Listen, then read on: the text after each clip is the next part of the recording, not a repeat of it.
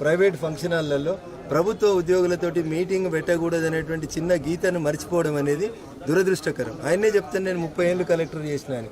మరి 30 ఏళ్ళు కలెక్టర్ చేసిన ఆయనకు ఎన్నికల కోడ్ అమల్లో ఉన్నప్పుడు ప్రభుత్వ ఉద్యోగులతోటి మీటింగ్ పెట్టకూడదనేటువంటి మాట ఎందుకు మర్చిపోయింది అనేది ఆయన చెప్పాలి.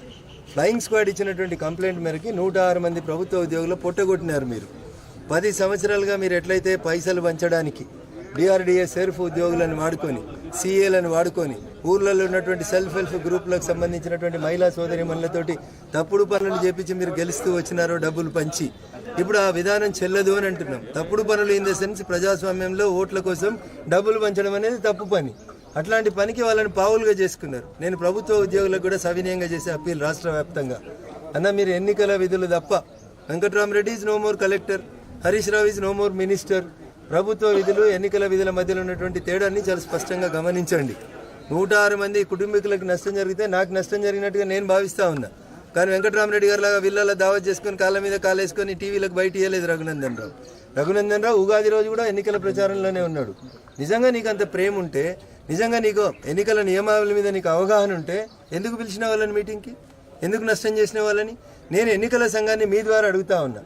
అమాయకులు, చిరుద్యోగులు, పేదలు మా పాత కలెక్టర్ కదా అని పిలిస్తే ఏమైనా పోకపోతే కష్టమవుతుందని వచ్చినటువంటి చిరుద్యోగుల మీద చర్య తీసుకున్నారు కదా కలెక్టర్ గారు.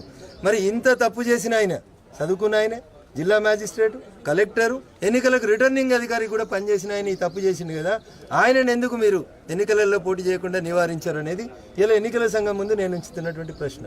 It is a debatable issue, public ఆలోచించాల్సినటువంటి అంశం. రఘునందన్ రావుకి తెలియదు ప్రభుత్వ ఉద్యోగులతో మీటింగ్ పెట్టిండు, లేదా ఇంకొక ఆయనకు తెలియదు మీటింగ్ పెట్టిండు అంటే అది వేరు. అన్నీ తెలిసినావు నువ్వు కదా, నువ్వే కదా ఎన్నికల అధికారి. చాలా ఎన్నికలకు మీరు ఎన్నికల అధికారిగా పనిచేసారు కదా, డిస్ట్రిక్ట్ మ్యాజిస్ట్రేట్ అంటారు కదా కలెక్టర్ గారిని. నీకు ప్రభుత్వ ఉద్యోగులతో మీటింగ్ పెట్టొద్దని తెలియదా? ఏం చేద్దామని మీటింగ్ పెట్టినావు? డబ్బులు పెంచాలనే ఆలోచన ఎందుకు వస్తుంది నీకు? ఎందుకు గెలవాలనుకుంటున్నావు? నువ్వు గెలిచి ఏం చేస్తావో ప్రజలకు చెప్పు. 2021లో ₹1 ఖర్చు పెట్టకుండా మిమ్మల్ని ఎమ్మెల్సీ చేసిండు కేసీఆర్. 2021 నుంచి నీకు వచ్చిన 3 సంవత్సరాల ఎమ్మెల్సీ నిధుల్ని నువ్వు ఏడ ఖర్చు పెట్టినావో చెప్పు. ఇలా చెప్తున్నావు కదా మెదక్ ఎంపీ గెలిస్తే 100 కోట్లు ఖర్చు పెడతా అని. 2021లో మీరు ఎమ్మెల్సీ అయినారు కదా వెంకట్రామరెడ్డి గారు. 21 అయిపోయింది, 22 అయిపోయింది, 23 అయిపోయింది, 24కి వచ్చినాం. ఎందుకు మరి 3 ఏళ్లకోలే 100 కోట్లు ఎందుకు ఖర్చు పెట్టలేదు? నీకు నిజాయితీ లేదు, నీకు చిత్తశుద్ధి లేదు. నీకు అధికారం ఎందుకు కావాలంటే కోకాపేట పక్కన ఎకరా 100 కోట్లు పెట్టి కొనుక్కోవాలి. పైసలు ఎవరి బినామీవి తేలుస్తాం, తప్పకుండా తేలుస్తాం. ఇవన్నీ తేల్చాలి, ఖచ్చితంగా ప్రజా తీర్పు రావాలి. వెంకట్రామరెడ్డి అనేటానే బీఆర్ఎస్ మీద ప్రేమ కొద్ది చేస్తలేడు. బీఆర్ఎస్ వాళ్ళు బలవంతంగా ఆయనతోటి పోటీ చేపిస్తున్నారు, పైసలు ఉన్నాయి ఖర్చు పెట్టి గెలుద్దామని చేస్తున్నారు. దాంట్లో భాగంగా అమాయకులైనటువంటి ఉద్యోగులను తీసుకుపోయి వాళ్ళతోటి పోయిన అసెంబ్లీ ఎన్నికలలో దుబ్బాకలో ఏ ప్రయోగం చేసిందో అదే ప్రయోగం చేద్దామని మళ్ళీ హరీష్ రావు ఆలోచించిండు. పాపం ప్రయోగం బెడిసి కొట్టింది, వాళ్ళని కూడా హరీష్ రావు కాపాడలేడు. అందుకని సిద్దిపేటలో ఉన్న ప్రభుత్వ ఉద్యోగ మిత్రులందరూ కూడా నేను 2 చేతులు జోడించి సవినయంగా చేసేటువంటి అప్పీల్, దయచేసి హరీష్ రావు ట్రాప్లో పడకండి. హరీష్ రావు కుటుంబంలో ఒకరిద్దరు ఇప్పటికే శ్రీకృష్ణ జన్మస్థానానికి పోయినరు. త్వరలోనే హరీష్ రావు గారు, వెంకట్రామరెడ్డి గారు, ఇంకో మిగతా వాళ్ళంతా కూడా అదే లైన్లో ఉంటారు. కాబట్టి జైల్లో నుంచి పరిపాలన మనకొద్దు, కేజ్రీవాల్ వద్దు, మనకు కావాల్సింది అన్నా హజారేలు కావాలి. దయించి ఆశీర్వదించుర్రి. నరేంద్ర మోడీ గారి నాయకత్వంలో బీజేపీని గెలిపించమని సిద్దిపేట ప్రజలకి, మెదక్ పార్లమెంట్ ప్రజలకి సవినయంగా అప్పీల్ చేస్తా ఉన్నాను. జై హింద్, జై భారత్. మాకు ఇది భగవద్గీత, బైబిల్, ఖురాన్ అని చెప్పి ఒక పుస్తకం ప్రింట్ చేసిర్రు. టీఆర్ఎస్ ఎన్నికల మేనిఫెస్టో 2018. కేటీఆర్ కాబోయే యువరాజు అన్నట్టయినా December 7 రిజల్ట్ వచ్చే కంటే ఒక రోజు ముందు ప్రముఖ టీవీ ఛానళ్ల కూర్చొని చెప్పిండు, January 1 నుంచి ₹3,116 నిరుద్యోగ భృతి ఇస్తాను. 2018 డిసెంబర్లో మీ నాయన ముఖ్యమంత్రిగా ప్రమాణ స్వీకారం చేసిండు, December 13. మరి మీరు ఇవ్వలేదు కదా నిరుద్యోగ భృతి. నేను అది ఆ పాంప్లెంట్ అనేది 2020 బై ఎలక్షన్స్లో ఇచ్చిన పాంప్లెంట్ కాదు, 2018 ఎన్నికల సందర్భంగా ఇచ్చినటువంటి పాంప్లెంట్. మీలాగా ఒక మీడియా మిత్రుడు వ్యవసాయం డెవలప్మెంట్కి ఏం చేస్తామంటే రైతన్నలు అడిగినప్పుడు వారికి కావాలంటే 2 ఎడ్లు నాగలు ఇస్తామని చెప్పినాం. ఎవరు అప్లికేషన్ పెట్టుకోలేదు. హరీష్ రావుని పెట్టుకోమన్నారు, ఇస్తాం 2 ఎడ్లు నాగలి. లేదా ప్రభాకర్ రెడ్డిని పెట్టుకొని వ్యవసాయం చేయమన్నారు, బరాబర్ ఇస్తాం.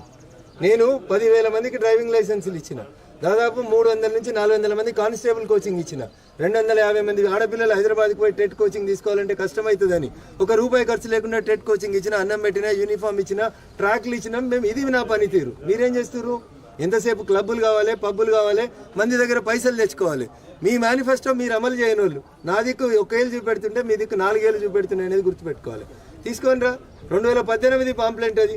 2018 మీ మేనిఫెస్టో, నా పాంప్లెంట్, రెండు పక్క పక్కన పెట్టుకుందాం. 2018లో నన్ను దుబ్బాక ప్రజలు గెలిపియలేదు, అయిపోయింది ద పాంప్లెంట్ సెన్స్. ఇది నా మాట కాదు, నీ మామని అడుగు చెప్పిండు. 2014లో నేను దళితుడిని ముఖ్యమంత్రి చేస్తా అని చెప్పిన మాట వాస్తవం. చేయలేదు. ఎలక్షన్స్కి పోయినా ప్రజలకు 2018లో 88 సీట్లు ఇచ్చిర్రు. ఇక నేను చెప్పిన మాట అయిపోయింది కదా అన్నాడు. మర్చిపోయినా ఏంది? కావాలంటే బయట పంపిస్తాం మీకు. హరీష్ రావు కొంచెం జ్ఞాపక శక్తి ఉంటలేదు ఈ మధ్యలో. ఆలోచించమని ఉండ్రి. ప్రతిదానికి నేను చర్చకు సిద్ధంగా ఉన్నా. చాదనైతే కోమటి చెరువు చౌరస్తాకు, అంబేద్కర్ విగ్రహం గారికి, వాళ్ళ మేనిఫెస్టో మీద మా మేనిఫెస్టో మీద నేను చర్చకు రావడానికి సిద్ధంగా.